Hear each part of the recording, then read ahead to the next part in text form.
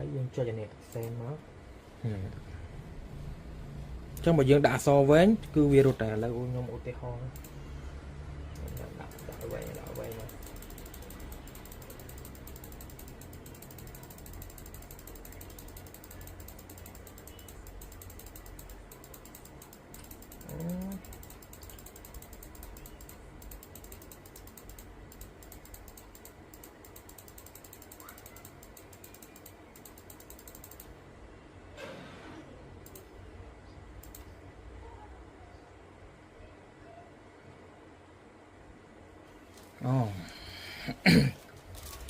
បើយើងដាក់វែងទៅគឺវាលោតម្ដងមកដុំ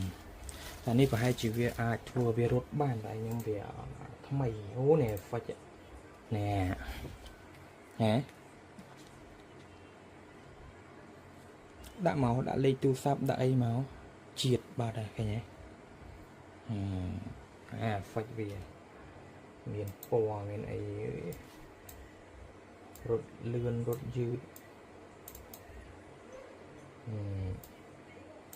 ពិតគេមានរបស់គេហ្នឹងអូនេះពលឺ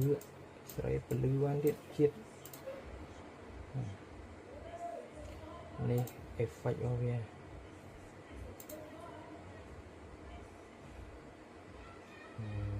េះដាក់ច្រាស់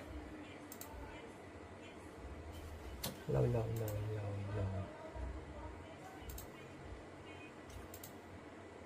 ពណ៌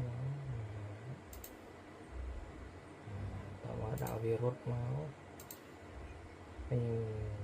ជាតិ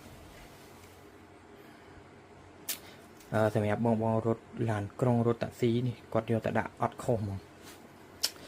ហើយបើបងឡានធំចង់ដាក់លេងអារូបភ្នែកនៅលើកញ្ចក់រត់តែអែមតែrecommend ឲ្យយកអាទូចេះ2ស្លឹកទៅវាធូរថ្លៃបើយើងយកអាមួយស្លឹកថ្លៃចូល80រៀល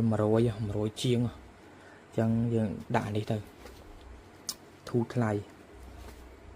ហើយខ្ញុំប្រហែលជាយកអា2ស្លឹកដែរមើលទៅបើលយអញ្ចឹងជាតិនេះហើយខ្ញុំយកមកដាក់រូបភ្នែកដែរដាក់លើកញ្ចក់តោះបើបងត្រូវការ